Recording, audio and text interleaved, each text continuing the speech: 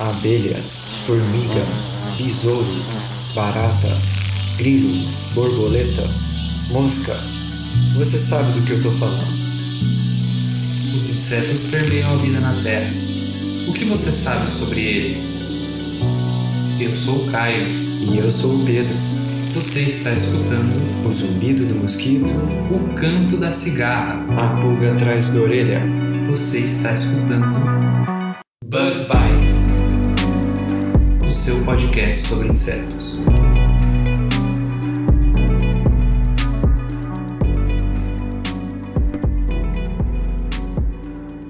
Sejam muito bem-vindos a mais um Bug Bites, falando diretamente da Toca do Besouro Studios. Hoje, infelizmente, o Caio não vai poder participar do nosso episódio, porque ele está muito atarefado na sua reta final para a conclusão do seu mestrado. E em breve é isso aí. Teremos o mestre em entomologia, Caio Zitelli. Então, se você quiser mandar uma mensagem de força, de apoio para o Caio, procure a gente no @BugBitesPodcast. Nós estamos no Instagram, no Facebook ou no Twitter. Ou se você apenas quiser mandar uma sugestão ou crítica, qualquer coisa que você queira comunicar com a gente, procure a gente nesses canais ou no prodbugbites@gmail.com. Hoje só temos um recadinho, que é lembrar sobre o Outubro Rosa. É o mês de conscientização sobre o câncer de mama. Então, procure se informar sobre como prevenir esse câncer que tem uma alta chance de cura quando é detectado em seus estágios iniciais, e não deixe de fazer os exames de rotina, especialmente se você está no grupo de mulheres de 40 anos de idade, onde a incidência desse câncer é um pouquinho mais alta. Então é isso aí, não deixe de fazer os exames de rotina e se informe. E no episódio de hoje eu entrevistei a Mayra Vidal. Ficou um episódio muito interessante. A Mayra que compartilhou um pouco da sua experiência fazendo doutorado no exterior e agora fazendo pós-doutorado trabalhando com questões a respeito das interações entre espécies. A gente vai pular a curiosidade da semana hoje porque o episódio ficou um pouco longo, mas tem muita coisa interessante nesse episódio. A gente espera que você goste. Então vamos lá.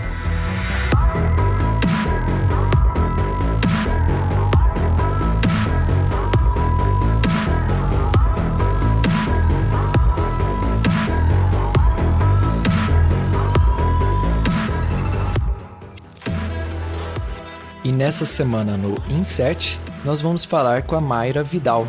A Mayra, ela se graduou em Ciências Biológicas na Unicamp, tem mestrado nessa mesma instituição em Ecologia e fez seu doutorado no exterior na University of Colorado, em Denver, se especializando em Ecologia e Evolução. Atualmente, a Mayra está fazendo seu pós-doutorado na Syracuse University, em Nova York. A Mayra sempre foi muito interessada em entender como evoluem interações entre espécies, principalmente mutualismo. Na sua carreira, hoje ela trabalha com leveduras, mas insetos fizeram parte da maior parte da sua carreira. Eu e a Mayra, na verdade, a gente se conhece desde o mestrado, quando a gente fazia parte do mesmo laboratório, o laboratório do professor Paulo Oliveira. E aí, Mayra, seja bem-vinda ao Bug Bites. Oi, Pedro, muito obrigada pelo convite, é um prazer estar aqui. Primeira pergunta.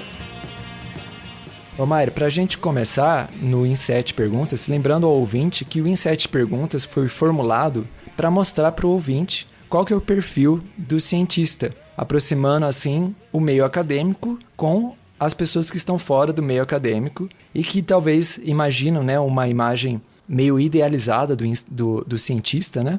E aqui a gente está para provar que os cientistas são pessoas normais, assim como eu e você e todo mundo que pode ter essa oportunidade de seguir a carreira de cientista.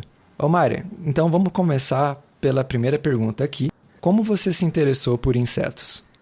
Então, desde criança, eu sou do interior, né? Então eu tive a oportunidade de crescer ao redor de muita natureza. E desde criança eu gostava de brincar no mato, de plantar plantinha e de eu pegar inseto para criar em casa, e isso me levou a fazer biologia na graduação. Mas durante a graduação eu não sabia exatamente que eu ia trabalhar com inseto, até que eu conheci o Paulo Oliveira, né, e comecei a trabalhar no laboratório dele, e tive a chance de começar a trabalhar com formigas e com lagartas. daí eu vi que esse mundo de inseto é realmente incrível e a gente tem uma diversidade absurda e me levou a estudar outros insetos, inclusive lagartas, moscas e vespas. E atualmente eu não estou trabalhando com insetos, mas eu tento continuar tendo projetos paralelos com insetos, porque eu acho que além deles serem ótimos modelos para fazer várias pesquisas, perguntas em ecologia e evolução, eu acho que é muito gostoso você mexer com inseto e alimentar e ver eles crescendo. Com certeza.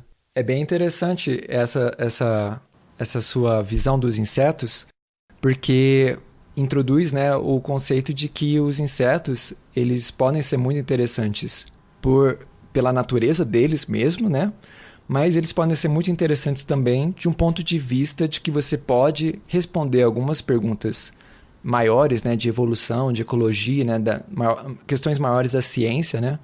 Um exemplo desse, por exemplo, é a drosófila, né, que é usada em estudos de genética e avançou bastante, né, esse campo e outros campos relacionados também, né?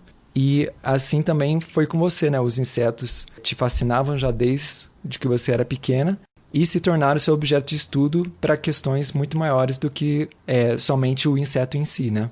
Sim, com certeza. Muitos insetos têm muitas gerações, né, em um curto período de tempo, que ajuda muito a gente estudar evolução, e eles são extremamente abundantes na natureza, né? Então é super importante estudar insetos quando a gente quer entender um pouco mais de ecologia. Sim, e vou fazer um spoiler alert, que um desses trabalhos, né, que você fez, que é muito interessante, né, sobre as interações de insetos, é a respeito de uma larva, né, de mosca, né, não da mosca das frutas, mas de um relativo, talvez, da mosca das frutas, de um drosofilídeo. E é um trabalho super interessante que a gente vai conversar com a Mayra em outro episódio, então fique antenado. Segunda pergunta. Então, Mayra, passando agora para a nossa segunda pergunta, a gente gostaria de saber como que é esse seu trabalho que você desenvolveu com insetos.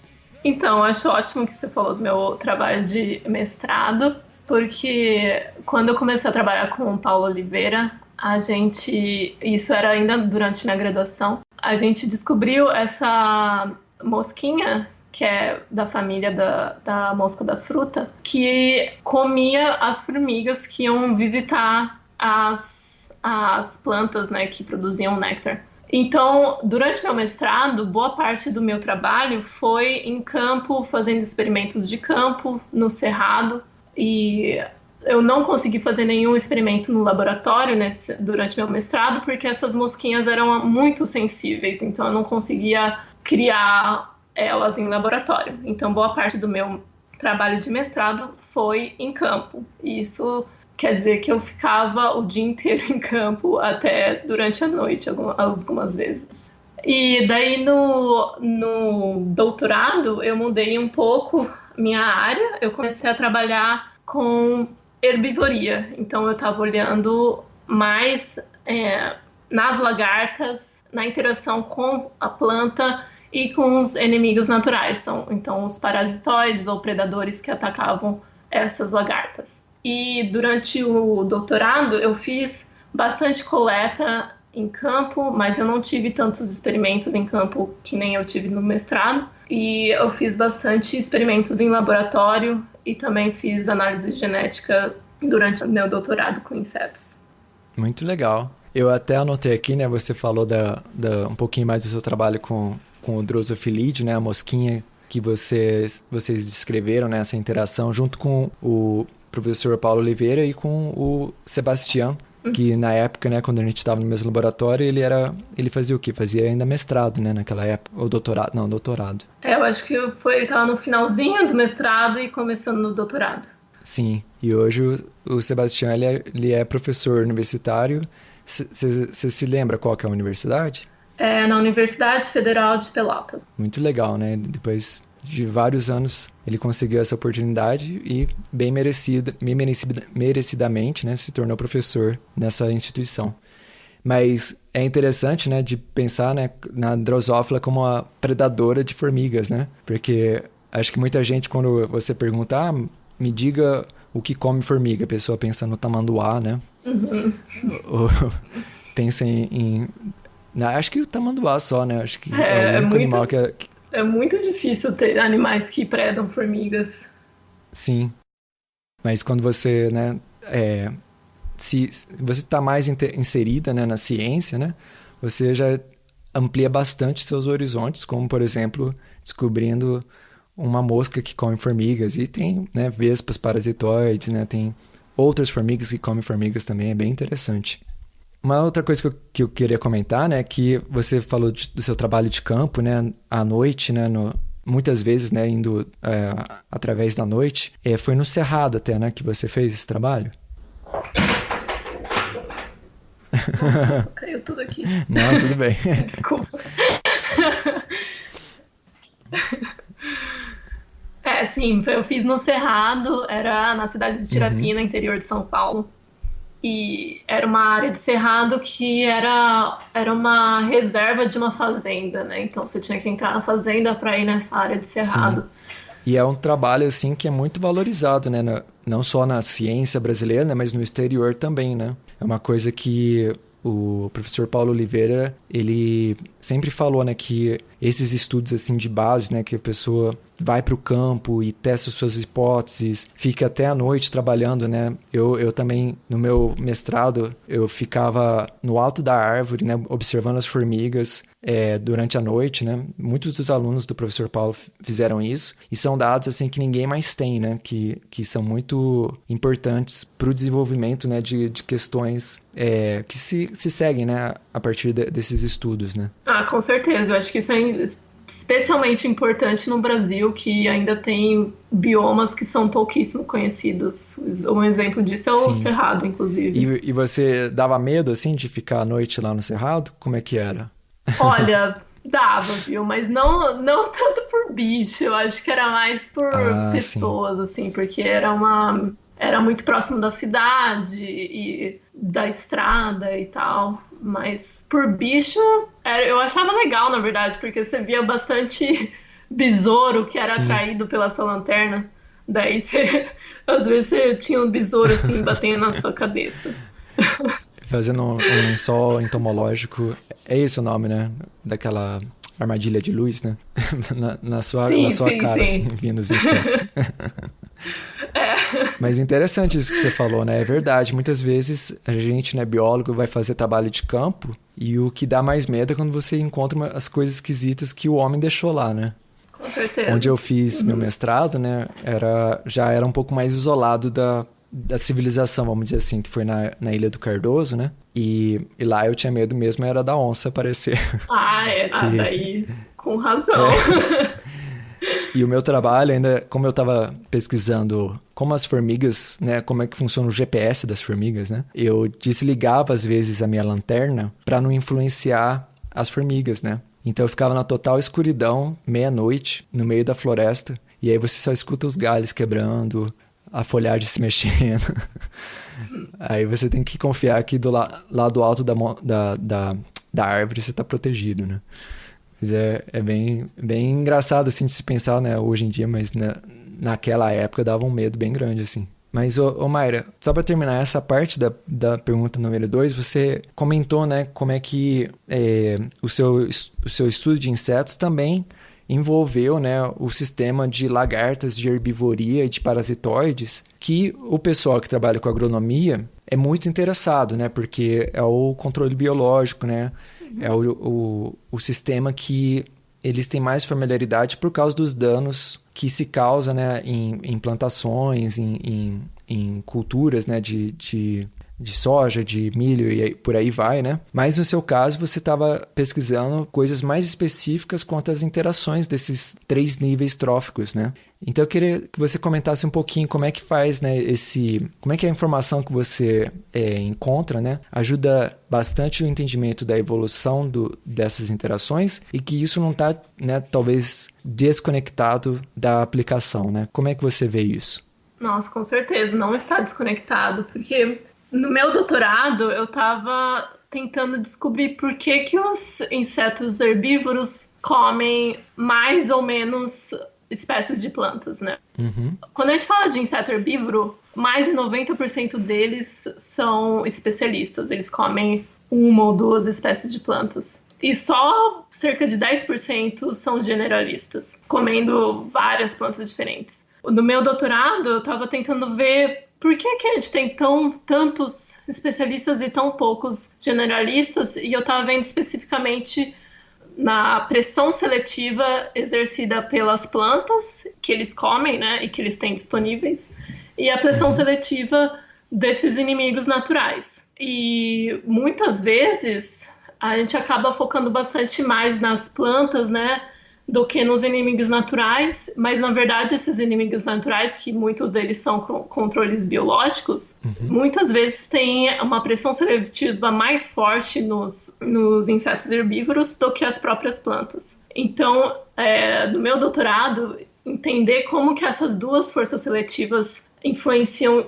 conjuntamente os insetos herbívoros é muito importante do ponto de vista ecológico e evolutivo. Muito legal. Mas também pode ser usado no controle biológico, né? Entendendo um pouco mais como que esses inimigos naturais podem afetar os herbívoros. Sim, é bastante interessante. E pouca gente, né, que nota, né, esse padrão, tem esse tipo de pergunta que faz muito sentido, né?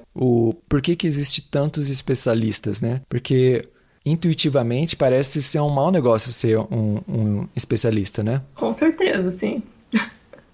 Porque se seu alimento some, aí a sua espécie some também, né? É muito mais fácil você comer qualquer coisa que tem por aí, né? Sim. Mas muito legal, nem sempre é possível também. Sim.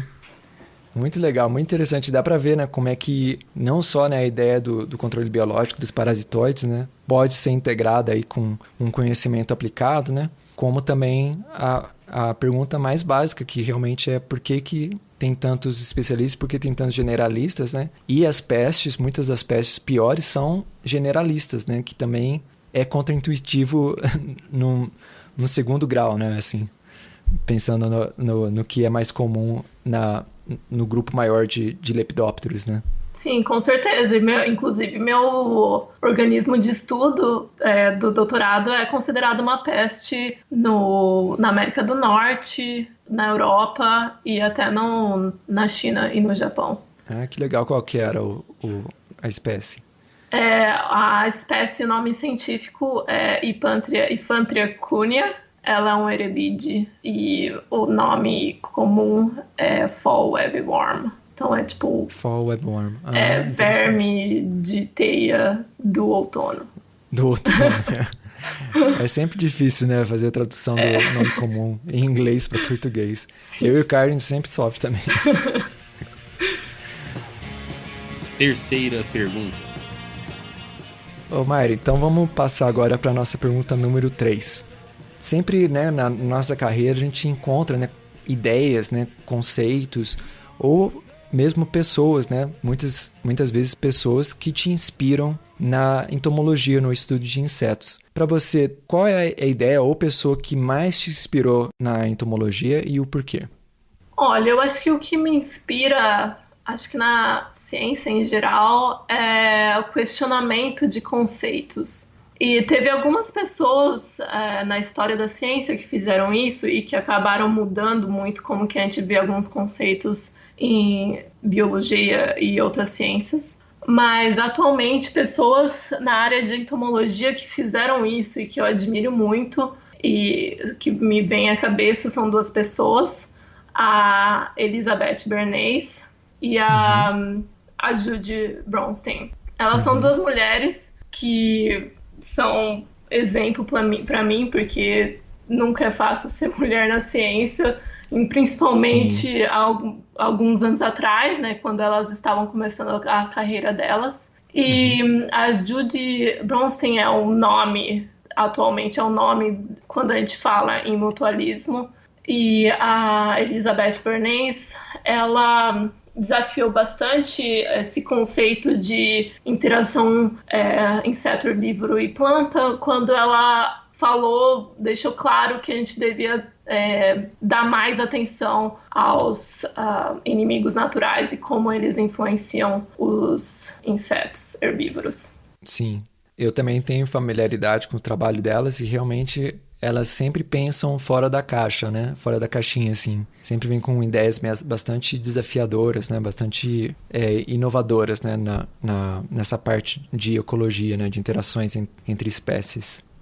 Com certeza. Eu acho que é assim que a gente evolui, né? A ciência. A gente tem que sempre estar questionando alguns conceitos e tentando resolver questões que não são totalmente resolvidas ainda, pensando fora da caixinha, que nem você falou. Sim, até só para ilustrar, né, para o ouvinte ter uma ideia desses trabalhos, né, eu vou citar duas coisas que me vêm à mente, mas, Mayra, você me complementa, por favor, que você com certeza tem mais familiaridade com os trabalhos dessas duas grandes pesquisadoras do que eu. Mas eu sei de um aluno da Elizabeth Bernays, né, que é o Singer, como é que é? Mark Singer? Sim, o Michael Singer. Michael Singer. Que uma das coisas que ele descobriu, né, foram maneiras que os insetos se automedicam, né? Sim, com certeza. Não, e ele atualmente, inclusive, é considerado um dos nomes em interações tritróficas. E é um cara muito, muito bom também, muito simpático. Sim, aí a gente até pode fazer talvez um episódio só sobre isso, né? Sobre animais que se medicam, que é uma coisa que muita gente não sabe, né? Mas animais fazem isso. Sim. Inclusive insetos, né? Geralmente a gente pensa nisso nos gorilas ou... Isso, exatamente, insetos são capazes de se automedicarem. E a Judy Brownson, nossa, tem tanta coisa que a gente poderia falar, né? Mas ela sempre procura, né, o papel dos, como se diz, dos cheaters, dos trapaceiros, né, de interações, né? Porque a interação, né, de mutualismo, né, a gente sempre aprende na escola como sendo positivo, os dois ganham. E parece ser uma coisa assim, muito harmônica, que não tem conflito nenhum, né? E a Judy Brownson, ela explora bastante esse aspecto dos organismos que exploram os mutualismos ou tomam vantagem de mutualismos, e até aqueles organismos que a gente acha que estão numa relação harmônica, mas você poderia até considerar como um seria o prisioneiro do outro, né? Com certeza. Eu acho que por isso que ela foi tão importante nessa área de mutualismo, porque ela mudou o jeito com que a gente pensava sobre essa interação. E agora a gente vê o mutualismo mais como uma exploração mútua do que como um altruísmo, né? Que poderia ser como a gente via há alguns anos atrás. Isso.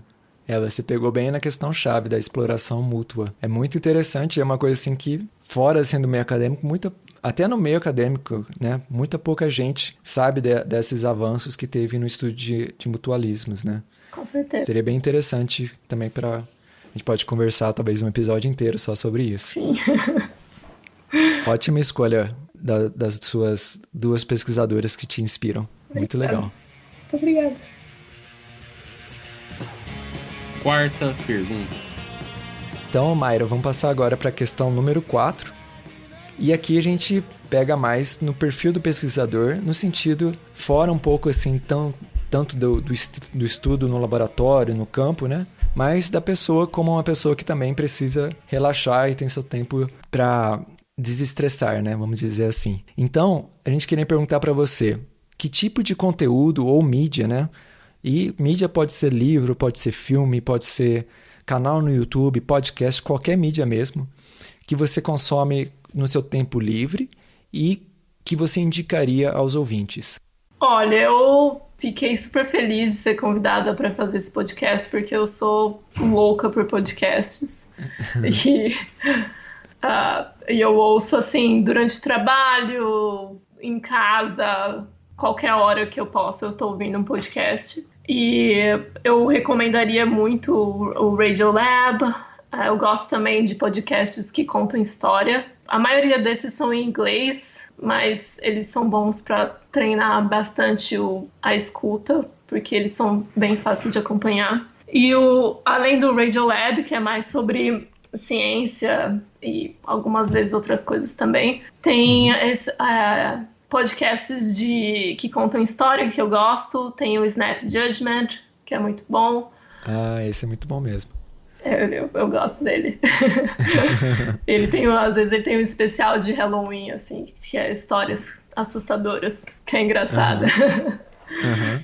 E tem um que eu comecei a ouvir atualmente que eu adorei, recomendo, que chama Ear Hustle, que é sobre histórias. É um podcast que é feito dentro de uma prisão na Califórnia por prisioneiros e contam histórias dos prisioneiros que não são relacionadas ao que levou os prisioneiros a estarem presos. Então é um jeito de você ver que são pessoas normais, muitas vezes. Sim. E eu gosto também do Reply All, que é sobre internet, mas ele é de um jeito bem engraçado.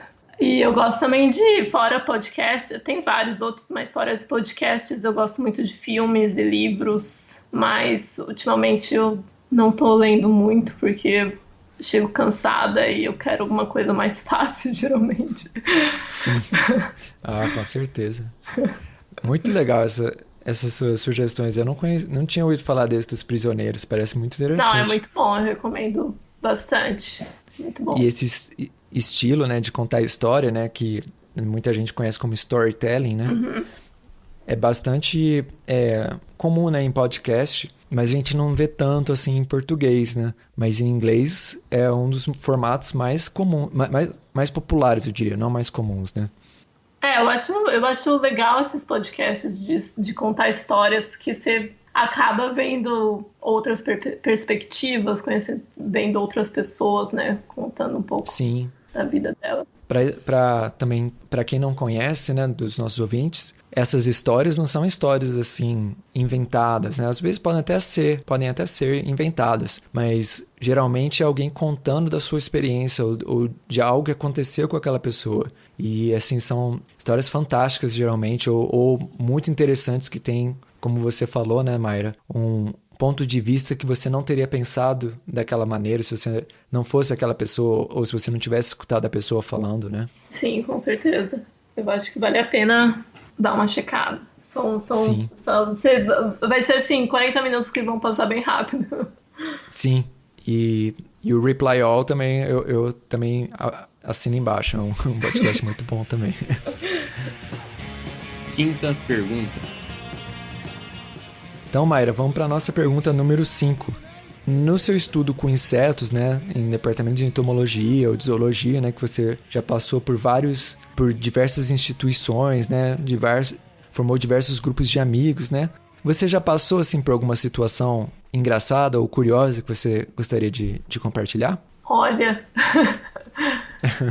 sempre tem algumas, né? Tipo, essa que eu contei de fazer à noite, é sempre engraçado você ir pro campo à noite, geralmente você vai com outras pessoas. E apesar de ser um trabalho, acaba sendo meio que divertido. Mas uma situação que foi bem engraçada e um pouco trágica foi que durante meu doutorado a gente fez a minha orientadora criou um acampamento para crianças, né, de 10 a 12 anos, que era para mostrar ciência para essas crianças, inclusive entomologia. Então, uma das atividades, e eu trabalhava, né, nesse acampamento, e uma das atividades era a gente coletar, usando pulsar, a gente ia lá e coletava insetos, né? E tinha garotas que eram assim, amavam essa atividade. E tem até algumas meninas que eu ainda tenho contato hoje. E tinha outras que eram apavoradas, tipo, ficavam apavoradas por insetos.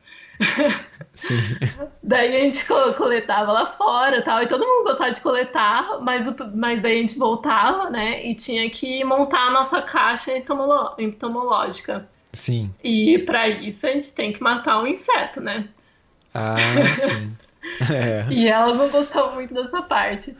Sim. Daí a gente matava eles geralmente usando aquele kill jar.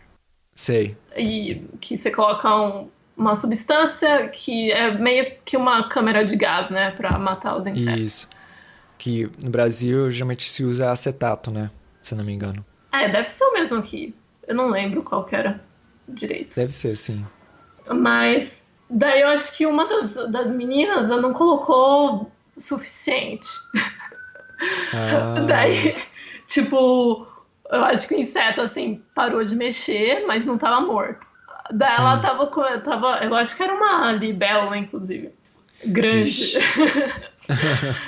Daí ela tava lá alfinetando, não sei o que lá. Daí o bicho começou a mexer. Ixi. Nossa, e a menina quase teve um troço. Coitada. Nossa. É bem traumatizante. Então foi meio trágico, né? Porque coitada da menina. Sim. Mas foi engraçado também. Sim. Esse é um drama que muita gente na graduação também passa, né? Você, besouro, por exemplo, né? Você sim, coloca nessa kill jar, né? Que pro ouvinte entender é tipo um pote de maionese, assim, um pote grande de vidro, né? E você tem uma substância ali que é tóxica pro inseto. E aí o inseto morre e você depois identifica, né? Faz uma coleção e tal. E é bastante controverso, né? Tem muita gente que diz que não deveria fazer. Tem gente que defende que é muito importante para aprender, né? E você fazer o inventário de uma região, né? Mas fora dessa discussão sempre tem, né, esse sentimento, né, de angústia, né? De quando o inseto morre e de quando ele não morre, ainda tá meio, como se pode dizer assim, inconsciente, né? Entre não, aspas. É bem angustiante mesmo, porque Sim. é difícil. Sim. Coitada da menininha. Mas depois disso a gente começou a congelar de um dia pro outro. Daí você garante que eles morrem assim. Sim. E... mas é legal, assim, essa história que você contou, porque fala sobre esse acampamento, né? Para crianças. Sim. Que é uma coisa, assim, que não é muito comum no Brasil, né? Você tem um acampamento, assim, em que as crianças, como se fosse com escoteiros, né? Sim. Você aprende, né, sobre os insetos, sobre a natureza, sobre ciência, né? Bem legal essa iniciativa. Eu acho que é um jeito de você, desde criança, né, você já mostrar para elas que ciência qualquer um pode fazer, não importa se você é homem ou mulher, ou se você não tem muito dinheiro, porque nesse caso esse acampamento era de graça, inclusive. Entendi. E muitas das meninas ficaram interessadas depois, o que é sempre gratificante. Sexta pergunta. Vamos então para a nossa pergunta número 6. E Mari, a gente gostaria de saber, né, na sua vida, né, como todo cientista, como muitas pessoas também fora da ciência, né, muitas vezes a gente fica muito atarefado com as coisas que a gente tem que fazer, trabalha de fim de semana, trabalha à noite, né, isso é bem comum, né, na carreira acadêmica. E sempre tem aquele desafio, né, de equilibrar o lado pessoal e o lado do trabalho. Quais são as suas estratégias para equilibrar o trabalho, né, o lado da família e o seu lado pessoal? Olha, essa pergunta é difícil. É difícil de responder, né? Então... A gente pergunta justamente porque a gente não sabe a resposta. Eu tô tentando descobrir, mas eu atualmente tô fazendo algumas coisas que acho que estão ajudando bastante. Mas, então, quando eu fiz meu mestrado no Brasil, isso era relativamente mais fácil do que quando eu fiz aqui, porque eu tinha minha família, eu morava perto da minha família, então todo final de semana eu podia visitá-los, né? O que acabava me forçando a não trabalhar durante o final de semana. Sim. Mas, quando eu vim para os Estados Unidos e comecei a fazer meu doutorado, eu comecei a trabalhar muito mais do que eu deveria, talvez. E geralmente a gente ouve, né, que estresse ou muito trabalho faz mal para a saúde, mas a gente sempre acha que são para as outras pessoas, né? Sim. Mas aí eu realmente vi que trabalhar demais e muito estresse faz mal à saúde. Então eu decidi agora, né, esse ano, me esforçar realmente para ter esse tempo para ficar com a minha família e ter meu lazer, né? Não só trabalhar. E para fazer isso, atualmente, eu tô tentando ser muito eficiente durante o dia, né? Que é o dia que eu tô no laboratório. Então, das 8 da manhã até as 6 da tarde é o tempo que eu trabalho. E quando eu chego em casa, eu tento não trabalhar mais. Sim, Lógico que tem dia ou outro que você tá meio forçado a trabalhar, né? sim, Até de noite. Mas eu acho que usar um calendário ajuda bastante. Então eu tenho um calendário que eu sempre, uma semana antes, né, eu faço o meu calendário da semana seguinte, e daí eu tenho horários que eu tenho que seguir. Então, tem Sim. horário do experimento, horário que eu vou trabalhar nesse manuscrito, horário de sei lá o quê. Daí isso me força a ser eficiente e terminar meu trabalho durante o dia e não durante a noite ou durante o final de semana. sim. É muito legal. Realmente é uma estratégia muito boa que, assim, pode parecer bem óbvia, né? Num primeiro momento, mas ter a disciplina, né? De você compactar tudo, né? Dali das 8 às 6, ou seja lá qual for o horário, né? E não pensar mais em trabalho depois é muito difícil, né? Nossa, é muito difícil, ainda mais quando a gente tá na graduação e pós-graduação, que a gente tem essa culpa, né? De, ai meu Deus, não tô trabalhando. Sim, sim, Devia estar lendo aquele artigo, eu devia estar fazendo não sei o quê. Mas eu acho que a gente tem que superar isso, e sim, por mais que seja difícil, e sei lá, ter nossa vida particular também. com certeza. Eu também posso também compartilhar o meu desafio de fazer a mesma coisa, porque eu uso a mesma estratégia. E, e o difícil, assim, de você, né, não trabalhar à noite, não trabalhar de final de semana, dessa culpa, né, que você falou, é porque no raciocínio, né, na lógica, quando você pensa, faz mais sentido trabalhar à noite, trabalhar depois do trabalho, né, depois das 6, né, trabalhar de fim de semana, porque você tem a impressão de que você vai conseguir fazer mais e assim você vai ter mais tempo no futuro para fazer outras coisas, porque a gente está sempre cheio de coisas para fazer, né? Mas eu também aprendi a ser, como se diz, quase que um crédulo nessa estratégia de realmente tentar esquecer o trabalho quando chega em casa ou de fim de semana. Assim, nem sempre dá certo, né? Às vezes você tem prazos, você realmente precisa terminar as coisas, mas você realmente começa a se sentir mais pressionado a ser eficiente com o seu trabalho na hora que tem que trabalhar, né? É uma estratégia muito boa, eu acredito. Com certeza. Eu acho que é essa pressão mesmo de ser eficiente durante o dia, porque daí você não fica procrastinando. Tipo, eu não fico mais no Facebook durante o dia, porque eu sei que eu tenho que terminar aquele Sim. trabalho até 6 horas da tarde. Sim.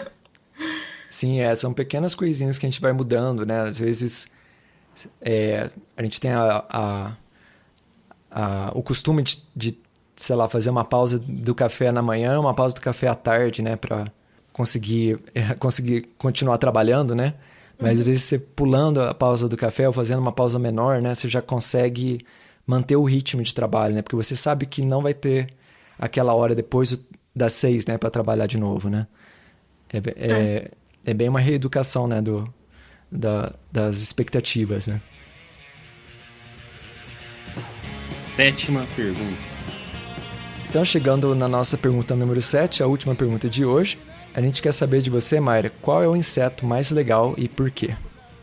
Olha, eu tenho que admitir que até hoje eu gosto muito de formigas. E a que eu mais gosto é aquela... Como que chama em português? Acho que é a formiga tartaruga? Ah, sim, a cefalotes. Eu costumo também traduzir como formiga tartaruga, mas eu não sei se tem um nome popular. Eu também não. Mas Mas ótima escolha. elas são super bonitinhas. Sim. E ela... Ai, não sei. Elas são duras. Então, tipo, a defesa dela é ser dura. Sim, Tipo, ela não vai te picar, ela não vai te morder. Ela vai só ser, tipo, ter a pele muito dura. sim. E essa é assim que ela sobrevive. Na graduação eu costumava chamar ela de formiga tanquinho, né? Porque ela É parece... isso, deve ser esse o nome. Será? Em português, Talvez. Não sei. Que pra quem tá familiarizado, né, pro ouvinte saber, é aquela formiga que geralmente quando você passa embaixo de uma árvore, ela cai no seu braço. Ela tem esse costume de saltar do galho das árvores, né, para se proteger de predadores ou de outras formigas, né? E ela é bem achatadinha e realmente tem essa cutícula bem grossa, né, que parece mesmo como se fosse uma armadura, né? Ela é bem bonitinha.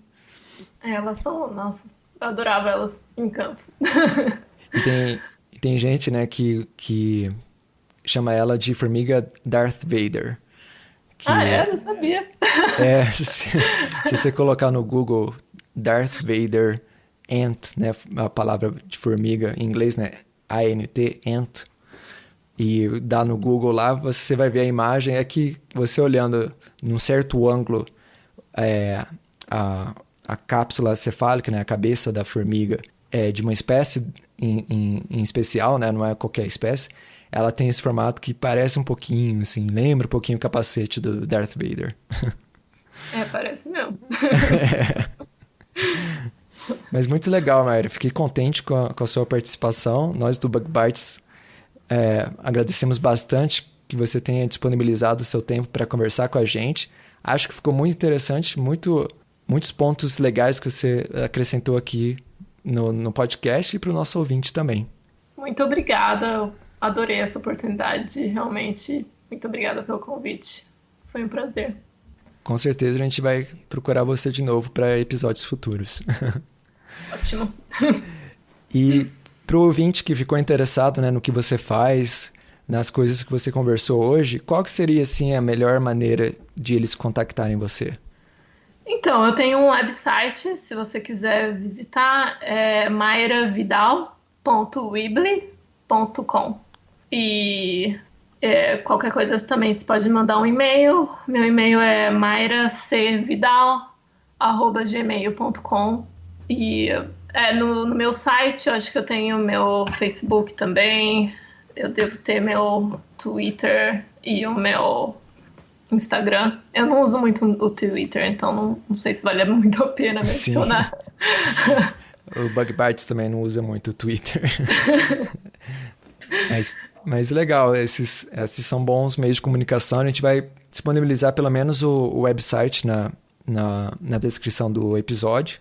E para quem já anotou, né, Mayra é com Y, né?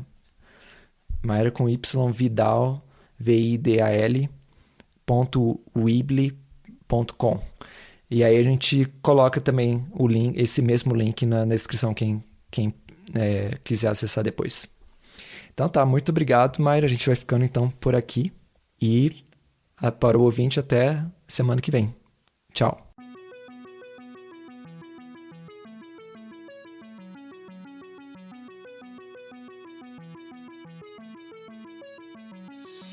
O Bug Bites é um projeto de divulgação científica relacionado aos insetos e à entomologia. Nosso conteúdo é produzido por especialistas da área e de acesso gratuito nas mais diferentes plataformas.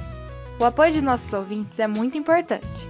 Se você gosta do nosso conteúdo, considere apoiar esse projeto. A partir de R$5 mensais, você pode apoiar o Bug Bites na plataforma Padrim. O link está na descrição do episódio.